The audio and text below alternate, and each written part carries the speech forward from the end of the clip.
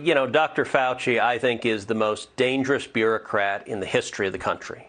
He talked a moment ago, you just played, about hurting science. I don't think anyone has hurt science, has hurt the credibility of the CDC, has hurt the credibility of doctors more than Dr. Fauci, because throughout this pandemic, he's been dishonest, he's been political, he's been partisan, and the American people know it.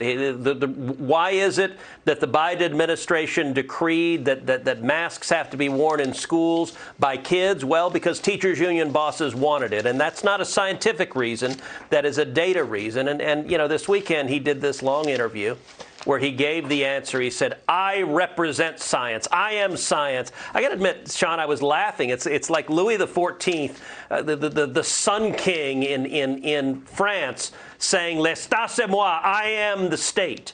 It is this delusion of grandeur that you cannot criticize him. And it was very striking. In the course of that interview, he was asked about, I asked the Attorney General Merrick Garland if he's going to investigate and prosecute Dr. Fauci for lying to Congress. And Margaret Brennan asked him about that. And what did Fauci do? He didn't discuss any of the substance. Instead, he just attacked and engaged in ad hominem attacks. He basically did the Beavis and Butthead defense. He just screamed liars at everything. But, facts are stubborn things, Sean. And so here are the simple facts that Fauci needs to explain and that the Department of Justice should investigate. So on May 11th, Fauci testified before a Senate committee that, quote, the NIH has not ever and does not now fund gain-of-function research in the Wuhan Institute of Virology. That's a clear, categorical statement.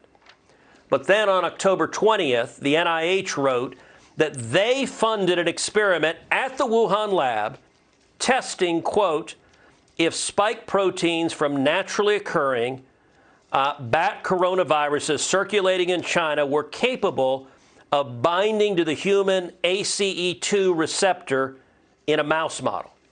That is gain-of-function research. That is taking an existing virus and modifying it to make it more dangerous to humans.